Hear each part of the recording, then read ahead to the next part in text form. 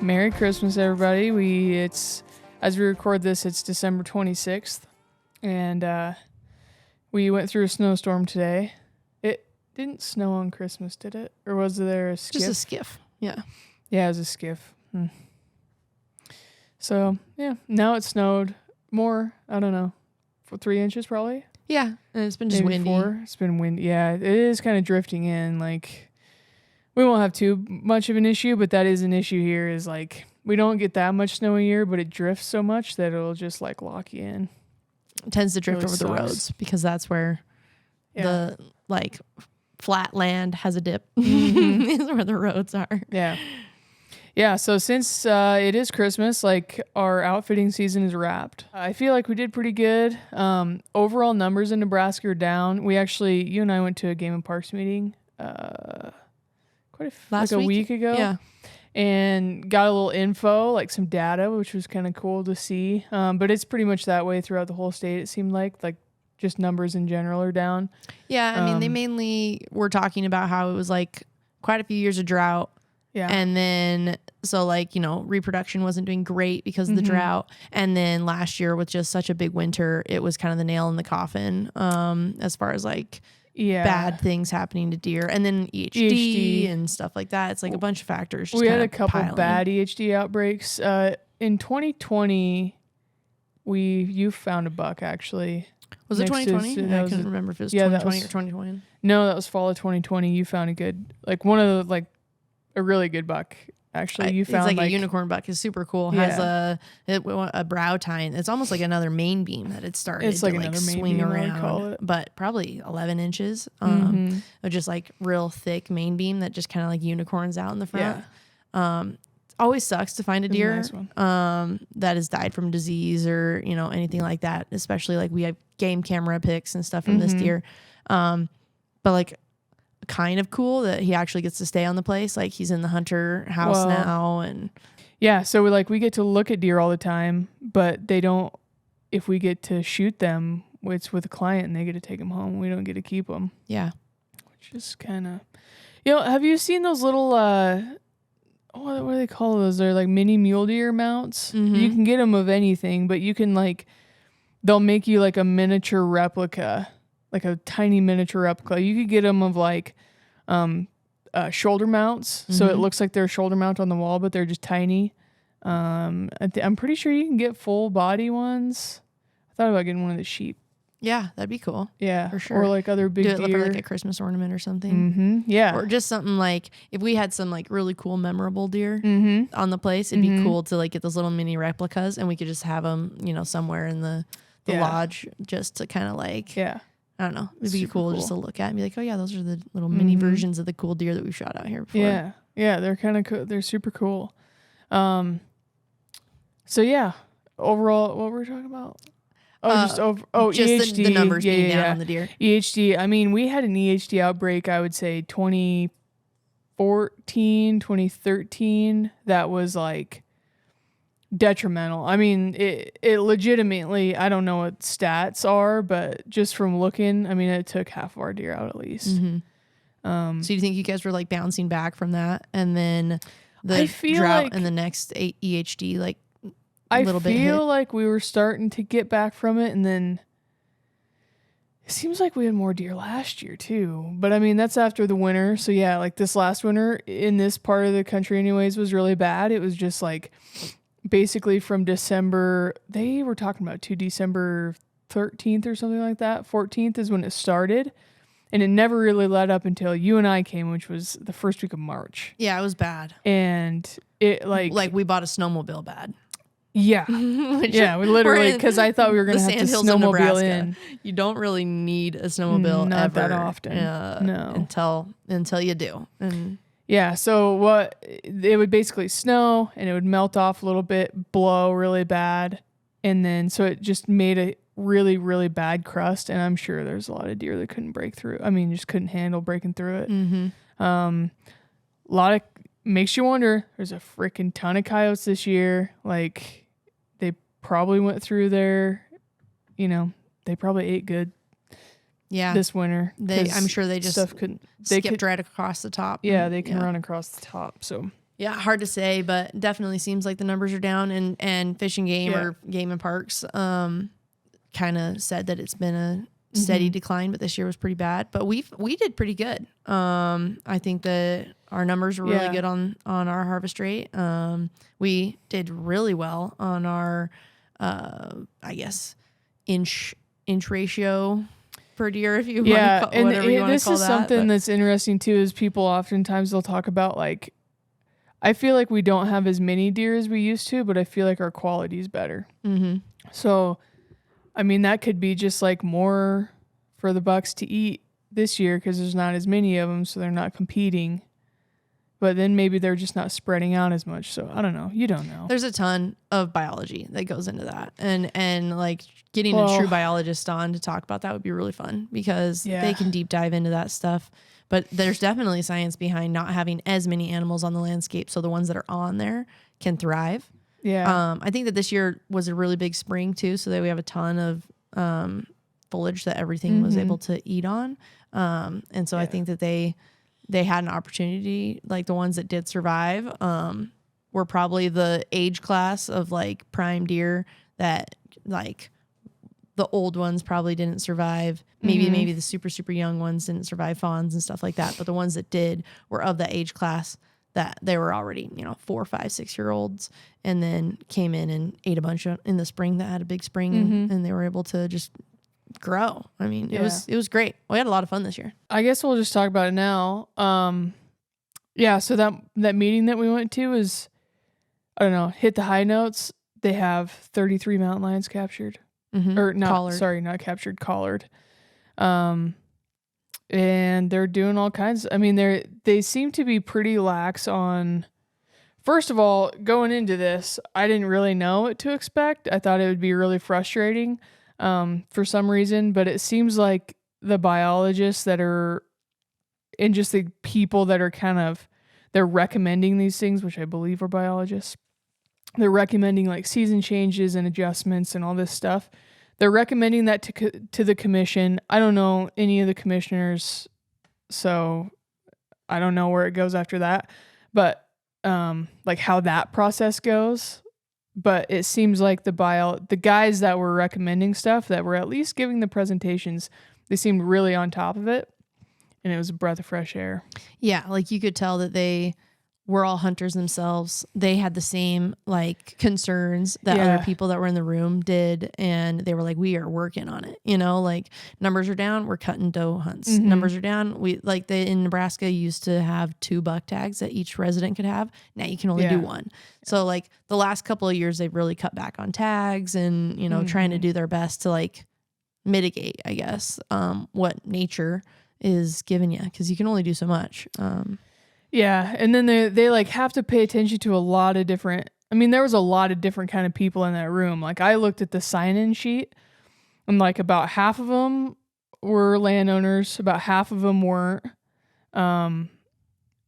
Most of the people in the room, like they just have a lot of people they got to pay attention to and try to figure out how to make adjustments off of. And like I feel like a lot of the hunter feedback that they're getting isn't so much because of low, like it is, some of it is because of low numbers. There was a guy there who had people from who knows where, it was out of state, come shoot just like a bunch of 2-point little mule deer. And he's like, how do we just fix this thing? How do we keep people from shooting forked horns? Yeah. And so he was like, why don't we do like an antler restriction or something? And the biologist was like, you look at the antler restrictions, like they just aren't really proven to, so it just leads to otherwise issues. Yeah. Yeah. It like leads to other issues, which I don't really understand that. Robbie has some good, Robbie has a really good podcast through the Rockcast. He has a good episode on that they talk just about antler point restrictions. And a lot of it seemed to be, it just made people feel better. So they had to, but that's... Well, and that's what this biologist said too, was that Wyoming has a 2-point restriction on a lot of their units, or maybe it's statewide, I'm not sure, but that they did that just because the hunters wanted them to do it, that there's actual no data that supports it. It's actually, I think there's actually data that kind of supports it the other direction. Like it just leads to different problems. It just like pushes the problem somewhere else. But yeah, that was like, anyways, it was an interesting sit. We got to go through some stuff where we are at in the plains. We're kind of split between the plains and Pine Ridge. But just on the plains in general, this year, so 2023 rifle harvest so far is down 13% from last year, which the season is technically still a week from over. It was 2 weeks from over when we were at that meeting, so that could have changed. But yeah, 13% from last year. I mean, that's kind of significant. And it's down like about 43%. I think he said 43% over the 5-year average. So you're like knocking on 50%. You're probably over 50% in some areas, under in some other areas. I mean, that's kind of a lot. Like, you know, that's you're used to seeing whatever. You're used to seeing 20 deer a day or 50 deer a day, depending on where you're at and how far you can see. And you're cutting that in half. All of a sudden, people are like, "Oh, yeah." And especially in this state, it's kind of hard because I'm from Idaho. We have a ton of public land. It's great, right? Not saying Nebraska isn't great, but it's 90. Don't say that. 97% private. I don't know. It's a high 90s. Yeah. And so they were talking about overpopulation in the areas that are public, and there's only X amount of deer in those areas. And so especially when the population is going down, you're going to notice it in the general population of deer hunters that aren't able to get onto private land. But like, I want to say too, the people that are overcrowding the public are not resident hunters. No, they're it's non-resident hunters. Resident hunters are going to all have a rancher buddy or somebody that they, from in town that they've got permission on. Some of them are going on, public, but like, I feel like a lot of residents are taking advantage on those places in different seasons. So they're not just like, they're not at the war. Hammering during the 9 days of rifle during the season. 9 days of rifle, because I know, I mean, whatever, this is the way it is. But Game and Fish has to figure out that, and then people don't like to cut the private landowners any slack, nor do they the outfitters any slack. But now they have this split now to where 15% of the tags go to non-residents, 85 go to residents, which for a resident of Nebraska is great. Like it cuts down just kind of on everything. But then you have like outfitters that are like, oh, only 15% go to non-resident. The truth of the matter is I've never had a resident besides an elk hunter come like to hunt ever. So they're all non-residents. So it's like, all right, well then they start selling out of tags. Then what do you do? And it's not really just like an outfitter thing. There was a guy at the meeting who has there's some, people like clients of his through his business. He owns land. He sells bulls in the spring. So, or I guess it'd be coming up here in the winter. So he has bull sales. He has non-residents that buy his bulls and and cool, you can come hunt. And then his friends aren't able to get tagged. So then you have that going on, but people want to cap the non-residents because they're just for the most part, they're just overflowing, they're just flooding the public. And there's just not that much public to overflow here. Yeah, it's hard because there is not a ton of public land. Yeah, so you have all this stuff going on that they're trying to manage, and I don't. After going to that meeting, I was like, thank God I don't do this. I know. I thought the same thing. I was like, man, I'm glad I'm not a biologist. Because, I mean, they were talking about how there's actual biological numbers, and then there's socially acceptable numbers. Right? And what's biologically okay for an ecosystem and what is socially okay is two different things. And they're trying to manage that, Right. Yeah, it was very interesting. I'm glad we went. I don't wish that job upon anybody because I'm sure they they're in a no-win situation. They're either like landowners are either mad at them, or hunters are mad at them, or non-residents are mad at them. It's kind of like being a ref in sports. You're always going to be on the losing side of someone. But I'm glad that there are people that are doing it, and I'm glad it seems like these guys are actually really passionate about it, and they're trying to do a good job. Yeah, I think so too. If there's any like Nebraska residents that are interested in it, or I guess even non-resident people, they're having a Zoom meeting like January 17th? 7th or something. 7th. Okay. It was a single digit, so it must be the 7th. But if you just go to Nebraska Game and Parks, sorry. You scroll to the bottom, hit the news. I think it's in the news somewhere, and it'll show you how to get into the Zoom meeting. But yeah, it'd be great. The podcast is brought to you in part by First Light Technical Clothing, keeping me dry and comfortable from the duck blind to the backcountry. Check out all of their offerings at firstlight.com.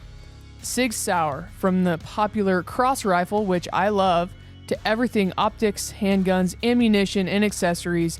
Visit sigsauer.com for their full lineup. And Onyx Hunt Maps. I use Onyx Maps to plan and execute my own hunts, plus keep everything organized and accounted for at the outfit. I'm always scouting with the app. Check them out at onyxhunt.com. I think last time we talked, we were getting ready to go. We were getting ready to go to the Meat Eater Live. So we went to that. We went down to Denver and did that. That whole thing is completely wrapped up. They did their last show. If they do it again, I would recommend people go. Like, it was pretty fun. Like, I thought it was super fun. I was just in the stands hanging out. And from a viewer's perspective, I thought it was great. Yeah, I was too scared to look out into the audience. But I did.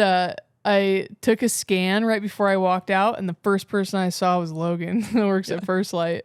He's the Duckmeister of First Light. And I was wearing my duck sweatshirt, and I was like, dude, he was stoked that you were wearing that. Pumped. The girl, I can't remember her name, but she was the artist that actually drew it, was with Logan. And she was also stoked that you had it on. Before the show, actually, Yanni also had the sweater on, and you guys almost had rock, paper, scissors on who got to wear the sweater or not. And he was like, oh, that's all right. I got other stuff to wear. Yeah, it's true. But yeah, no, it was super fun. A little interaction with the crowds and stuff. We did the little VIP meet and greet thing before. Which was kind of fun. So we got to talk to a lot of people. It was kind of funny. There was like some people that were asking what we were doing, like, oh, how'd the season go this year? And I was so wrapped up in guiding. I was like, oh yeah, we've had a pretty good year actually. There's, start talking about guiding. They're like, no, like your year. And I was like, I forgot we hunted at all. I haven't talked about my year in a long time. I don't really know what happened. We've been guiding for the last like month and a half strong that we kind of forgot that we hunted as well. Yeah, seriously. It was fun though. It was fun. Jordan got to do a lot of handshakes. What I thought was really cool was a couple of young girls come over and were like starstruck a little bit, and we're just like, oh man, I'm so glad I get to meet you, and blah blah blah. And what did the one girl asked you something like super cute? She was just like, oh, she asked if she could come and hunt at the ranch or something, right? Oh yeah, and I give him a business card. Yeah, that's what it was. But yeah, she was super cute. It's just fun to like actually see people like come and chit chat with everyone and like be excited about it, and it was fun. And all good people too. Oh, for sure. Yeah. It wasn't kind of fun. Like, it was super fun. I'm not good in social situations, and I surprised myself a little bit on just like loosening up a little bit and just being able to talk to people, and it was fun. Well, I think you knew what was coming / what to expect type of a thing, and so you could like prepare for it, compared to like when we're just randomly like run into somebody at we ran into someone at an ice cream parlor one time, and Jordan did not know what to do with herself, and was just like cool, thanks. Yeah. Okay, bye. Thank you. But I thought it was a great time. Yeah, we did. We got a comment there that it wasn't a negative comment. I just want to talk about it just because it's not true. There was we were talking about going to Arizona and just like hunting ourselves in general, and there's a guy that was like, it's got to be awesome, like now that you're under the Meat Eater name, like you can just go on any private that you want. Yeah, get tons of access. Like, it's got to be awesome. And we were like, wait, what? Yeah, I was like, oh no. I mean, we've got the outfit in Nebraska. That's private because that's my family's place, and I lease like around it. Some neighbors that I grew up with, you know. But as far as like Western states, it's all been public. Yeah. There was one time that Leah basically like pulled my ear and got me to drive into these people's driveway so she could go ask if she could hunt, and I just wanted to crawl into a hole. She was very upset with me. Yeah. I was like, I'm going to sit in this vehicle and I'm not going up to that door. There was a big buck on this property, and I grew up in Idaho where I guess it doesn't matter where you grew up, but I grew up not having a place to go all the time. Or I would see ducks land on a field, and I would just walk up to the house and ask if I could go hunting somewhere. And that's how I got permission all the time. It helps when you're, I was like in college, like young girl shows up, asks to go hunt on your place. A lot of times it works probably better than maybe a 40-year-old man shows up or something. I use that shit to my advantage, and I am proud to say that I got to hunt a lot on places. I did it like a couple years ago for turkeys. So I'm used to asking for permission. I don't like it. Jordan was like, absolutely not. It took me like 20 minutes. But that's not just a permission thing of where I got to grow up hunting. No, that's just like, you just don't like doing it. Yeah. No, I'm just like, there's all this public. Like, figure it out. Yeah, exactly. And then where did we shoot the deer the next day? On public. On the public. But it was right next to where the private was. And if we'd got permission on the private, we literally had like talked about like, okay, on the top of this ridge is public. On the bottom of it is not. If there's any chance that deer is pointed downhill when you go to shoot type of thing, probably shouldn't do it because it's going to run down to the private land. So it was a little more of a like, okay, we're watching lines, we're doing all this stuff compared to just like if they weren't home. They didn't say no, they weren't home. But if they had given me permission, then we wouldn't have had to worry about which way the deer is facing when you shoot it or anything like that type of a thing. So I'm a little more brazen like that, but Jordan's not, and that is something that is fine. But anyways, these guys were like really surprised to hear that we were like, oh no, we're always on public. Like Idaho's public, Utah's public, like everywhere we've hunted is always public. And they're like, no way, we didn't realize that. We figured like once you're on meter, you're just always on private. No, and it's not the case. And I don't think that's the case for a bunch of the other people that are on the staff either. No, I think predominantly they're all hunting public land. Yeah. I mean, I think especially like all the Montana hunts and like all that kind of stuff, like there's exceptions, to every rule. All right, we're going to do a couple Q&A or a couple questions. These are all from Instagram, but you can leave like a voicemail to ask me a question, which I would love because I've got one person do it so far, and that's embarrassing. So let's try to bump that up a notch. If you go to jordan-bud.com, you'll find your way.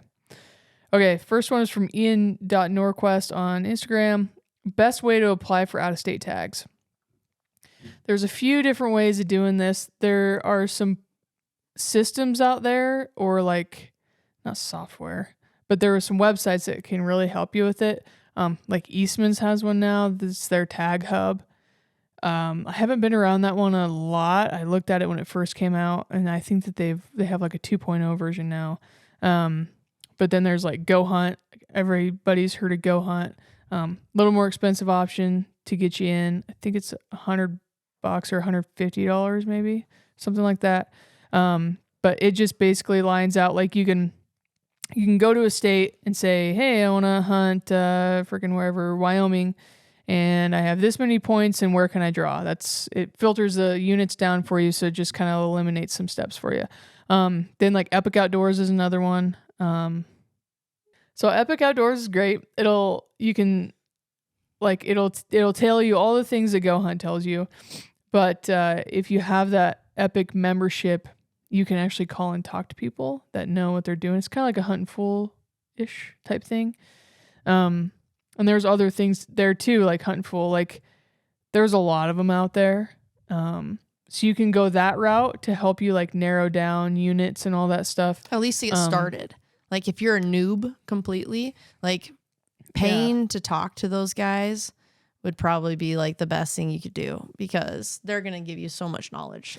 The cheapest option is a little bit of a elbow/eyeball grease, and just like pick a state and get onto their website and just like dig into it. Because all their like draw odds or harvest They all have statistics, that on everything there. should be on there. It might be harder to read than some of these other ones, but it's going to be a lot cheaper. And in some instances, like sometimes I've relied on some of those websites too much to get all of my information, and I think I know it, and then I get on the website like before we go or something, I'll be like, oh my God, I didn't know that, or something. So sometimes it's good to dig into that website a lot. So there are some different resources. For the cheapest one, I say like pick the state you want to go to.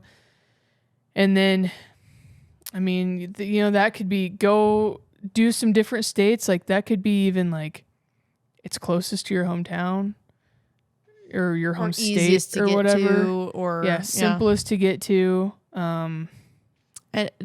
Me personally, I would pick the one that you're most likely going to be able to draw more often, because you could choose the next state that's right. Like say you're like right in the middle of your state and you could split either direction. Yeah. The one might be known for bigger deer or something like that. But the other one, you're going to like that one, you're only going to draw one every 10 years. And the other one, you're going to draw every 3 years. Right. Go with the one you get to hunt more. Well, this is where strategy comes in. So a strategy with that would be like the one that's bigger deer, like you're going to draw way less often. Like you just apply for points there. Yeah. Like every year you just get on and you eat the $50 or whatever, and you apply for your points, and then you hunt in the other spot. That state exists. Yeah. I mean, that's essentially what we're doing. Like we can hunt Idaho. We're residents, so we're lucky. We can hunt Idaho every year on an OTC tag. And then we can take some of these other states like Colorado, Wyoming, and we can like build points in those states, and we can be like a little more choosy. I say that, but like we aren't that choosy. I don't know. I'm just buying points until I can get up to enough to actually make it worthwhile. Because unfortunately, there's a little bit of a entrance fee, if you will. Like most of these states, you're gonna have 3+ points, if not more, unfortunately. And so it's like you better get on it now and just start buying points, because it's not gonna make a difference until you get down the road a ways. And that is unfortunate because of point creep and all that kind of jazz. And so if you're limited on your supply of money or where you think you can go or whatever, just like pick your one state, like maybe do your research, figure out which one you're going to be able to draw more often. And I think anytime you can go hunting more often, you're going to learn the area better. You're going to, be able to get out more, and you're going to enjoy yourself more than waiting for that one state that's going to take you 10 years to draw. Right. And then you get there and you're like, oh, this is hard. And it isn't as good as you have like hyped it up to be for 10 years. Which is a lot of times. Yeah. I feel like. Yeah. You think like, I don't know, everyone can, you can see an article in Eastman's about a big buck and think, I got to go there, like type of thing. If you've, I don't know, maybe figured out where it was or something like that, or it's just whatever state it was. And then you go there and you don't have that same experience. But the guy that shot that big buck on there, you might have had 40 days of scouting, or might have hunted that unit his whole life, or you don't know, type of a thing. And like an out-of-state person just showing up with no scouting, with nothing, is probably not going to be as successful, like 90% of the time. And so it's just better to like go somewhere that you're going to be able to draw more often and be able to get boots on the ground more often. And the closer you can get to home, the better, because then you're probably going to scout it. Oh yeah. If you're if you're putting in for points 5 states away, you're not going to go scout it. Like, so your odds of getting something nice is going to be less, I think. Yeah. It's beginning to be like, I don't know, it's just pay to play. It's unfortunate. Which is like, yes, it's unfortunate. God, I hate to go down this rabbit hole. But we don't really differ on this. We differ a little bit maybe. But like this whole pay to play thing. So like Wyoming, for instance, I read a thing the other day. They increased their tags in the resident. So in Wyoming, there's a regular draw, and then there's a special draw. And basically what that is like Wyoming says if you want to pay more money, you can get in your own pool to draw. And the draw odds should be better. They should be better. That's not always true, but they should be better because it's a smaller amount of people that just want to pay more money to whatever. Your draw odds should be better. Not always the case, but that tag is now going to $1,900 and something dollars, whereas like the regular draw is $700, I think. Which is right in there for elk, I think. Not the $1,900 though. Yeah, that's pretty expensive. But like some people were like, "Oh, this is like a rich man's game, pay to play." But like that's for non-residents. That's going out of state.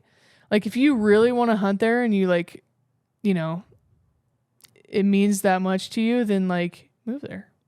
Yeah. Be a resident, buy a $30 tag and have all this. We have friends that have done that. Place to go to. We have multiple friends that have moved to a state because hunting is better there. The whole reason that they're raising the rates is to try and, unfortunately, lower the amount of people that are trying to go into the states to non-resident hunt, because non-resident hunting has blown up recently. It's, you know, there's just a lot of pressure and a lot of people trying to get these limited numbers of tags. So how do they combat that? They keep raising the rates.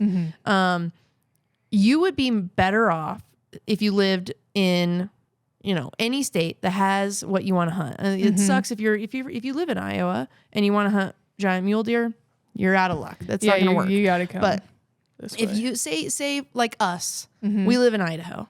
If we spent $800 for an out-of-state tag in Wyoming, if we spent $800 on gas, food, and equipment to be able to go scouting more often and boots on the ground in Idaho, we would harvest more and have more fun in the same state that we're in, instead of spending $800 for a state away that we don't get to do all that stuff in. And so it's like pros and cons, right? Like you might have this ideal image of like, oh, I'm going to go to Wyoming, I'm going to shoot this bull and it's going to be great, blah, blah, blah. And you get over there and you don't know anything about it. And then you're on the struggle bus the whole time. You could have spent that same amount of money on being able to know your own state even better. Right. So there's which that. Works for Western, but for Eastern, like you said, if you live in Iowa and you want to shoot a big mule deer, you gotta come this way, at least a little bit. But then we're in Idaho and we're like, dang, I kind of want to shoot a big whitetail, and it's like you got to go east. So it's like pros and cons. Well, yeah, or we got to go to Nebraska. Yeah, that's east. That's east. That's true. We were hunting public whitetails in Montana. Yeah. And for us, it's more of just like the fun. We have fun hunting, and so we're gonna like hunt in Idaho, and then we're gonna like go somewhere else, and like we love to explore and try new places, and I don't really have any other like this is really what I do. I don't have any other hobbies. You don't like Unfortunately, bowling? I had to get no. Please. I had to get another hobby called snowboarding. Yeah. And I had to buy an expensive ass snowboard. You didn't have to. I gave you my old snowboard. Yeah, but it sucked. It did not suck. It was a great snowboard. It was not like I bought it out of it was a Burton. It's not like I bought it at a thrift shop. I know. But it didn't quite fit me. Yeah. It was too long. And she likes things. New things. Yeah, I got a Scotty Lago board. Exactly. Yeah. So yeah. Geez. I mean, you have two hobbies. I'm proud of you. Yeah, but my main one is hunting. Is mule deer. Living, and elk. Breathing, hunting. I mean, it's true. What do we do on our spare time? We go glassing. It's just what we do. Sometimes. Yeah. Okay. Next one. From entertain_Matt, we're going on the optics train a little bit here. Is there really such a thing as so much magnification that your binos aren't useful? There's two different categories for this. I'm going to tell the one that I first talked about, like your cheaper line. And usually that's like, I think more components are like maybe made of plastic, or, you know, they left some stuff out. The tolerances aren't quite as tight. Maybe they didn't put as much development into like the coatings and stuff like that. Like it's still probably a pretty good pair of binoculars. But if you're going to be looking in them all day, they're just not going to be like as, usually their top line is like, these are the tightest tolerances we can get. We put as much development and time into figuring out the coatings of like how we want those things situated. We put a lot of, thought into the ergos, like the ergonomics of the thing. Like this is like as good as we can make, and here it is.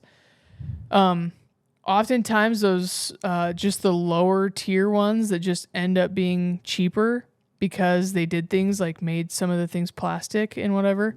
As you go, just kind of as a general rule of thumb, as you go up in power on those things, the glass quality tends to go down, or you're just not going to be as impressed. The clarity is going to go down. Kind of everything is going to go down. If you need to really go like on the cheap side and buy like a really cheaper, like a on the lower line set of binoculars or whatever, because they're cheaper, go with like a pair of 8s, or at the very top, go with 10s. But if you go on the lower powers, just the less you're going to be able to see those differences.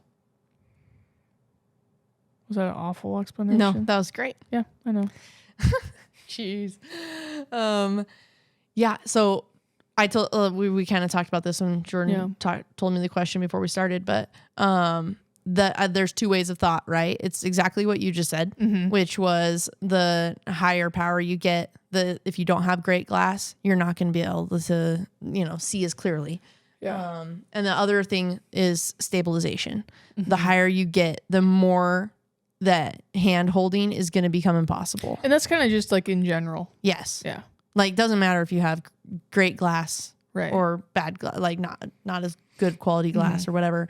The higher you get, you're going to be able to start seeing your heartbeat when you're trying to look at, picking apart sagebrush and stuff like that. Like you physically cannot hand hold a pair of 15s and be able to see as well as even if you drop that down to a 12 or a 10, because you're gonna have so much motion, and then your eyes are gonna start to get tired because they're trying to make up for that motion and stabilize. And you're just not gonna be able to pick up as much either because it's just gonna be shaky. Right. So that's when, if you go higher, like you could have the nicest glass in the world, if you're hand holding those, you're hamstringing yourself. You need to put those on a tripod and like get a nice stable base, and then you'll be set. But if you don't do that, you could spend all the money in the world on a really nice pair of binoculars, and you're not going to be able to see as much as someone with the lesser power, cheaper pair of binoculars on a tripod. Yeah.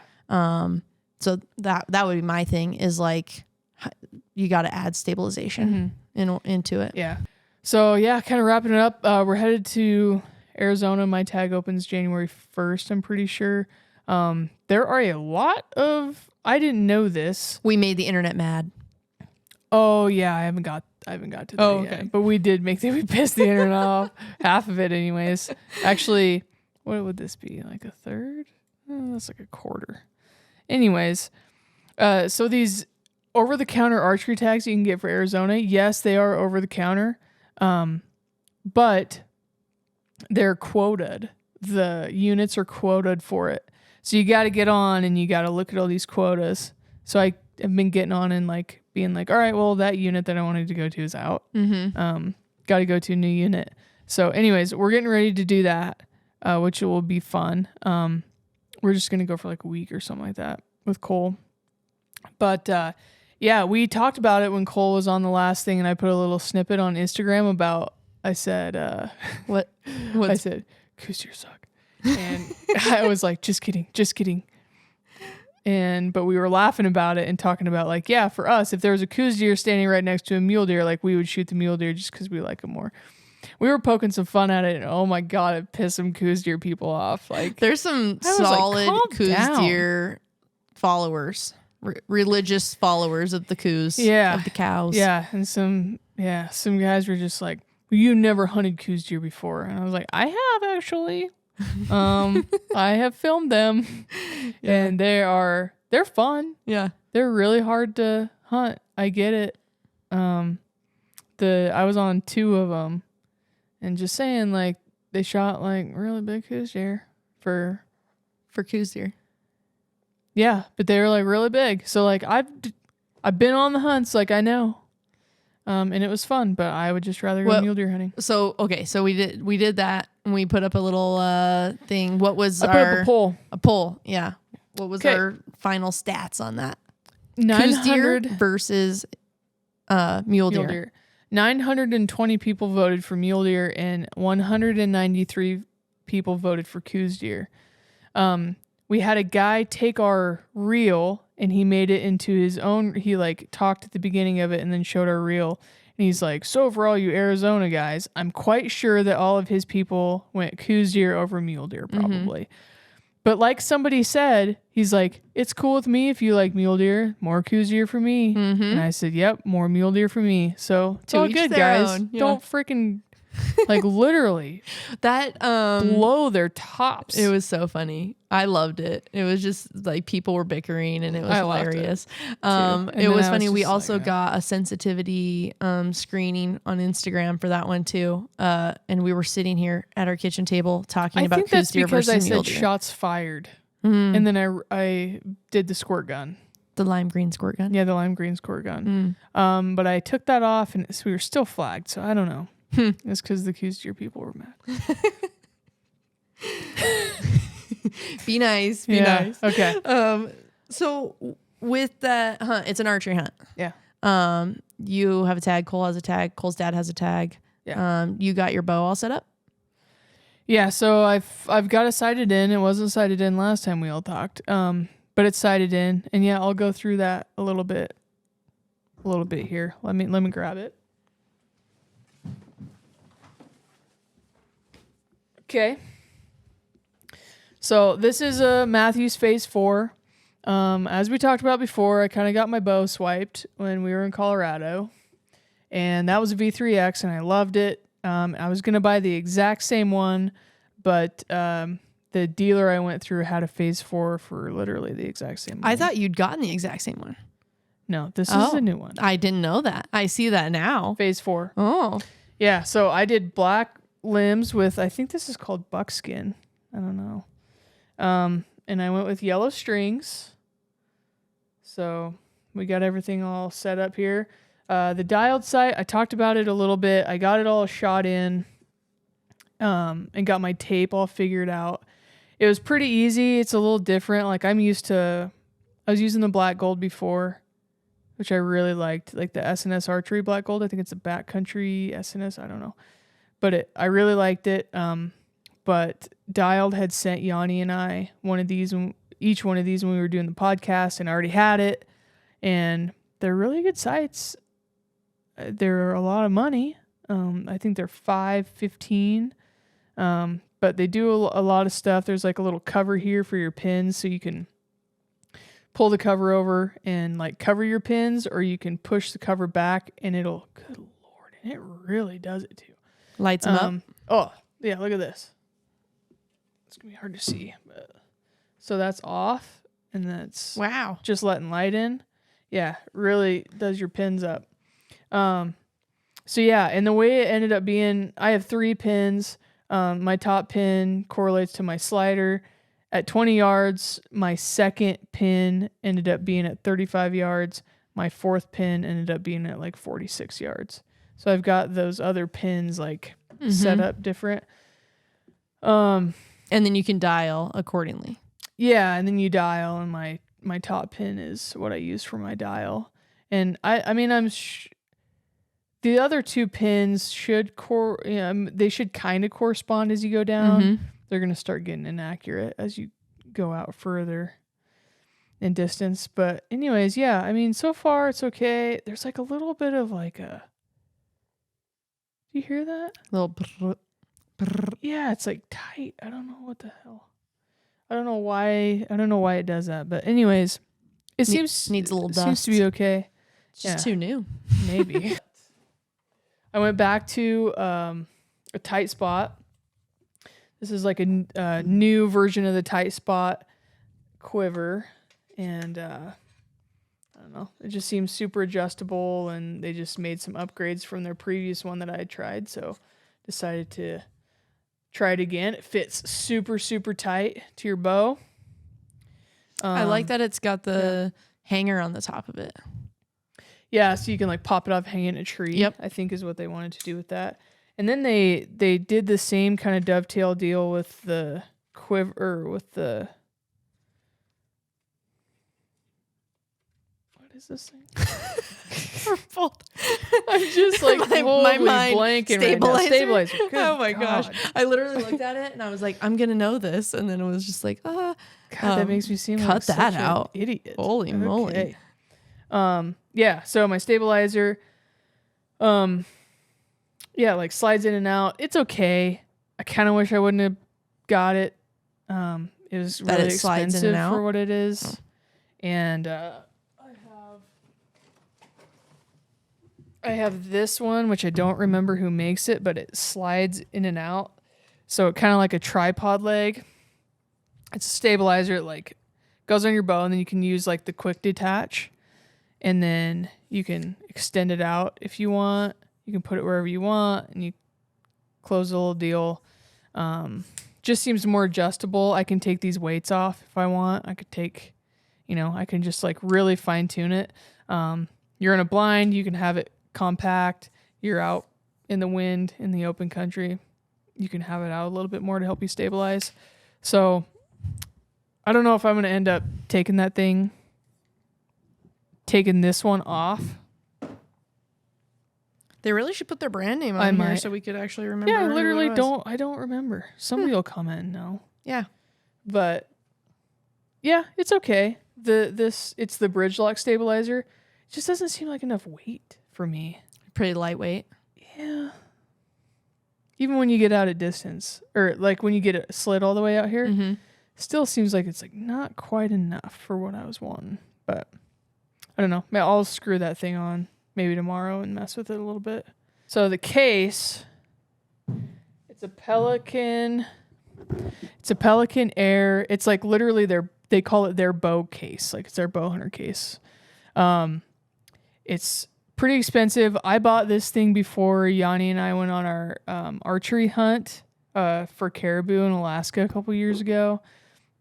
But it has like a foam spot for arrows up there you could pop your arrows into. Then it has like this internal soft case. So it's just kind of a soft cover. You can like put your bow in there and strap it in if you want. And then this goes over the top of it. So it kind of keeps the top of your bow like, whatever you want to call it, protected. Yep. And has a little case or a little zipper pocket that you can put some stuff in your zipper pocket. Has like these little bags on the sides that you can remove or not.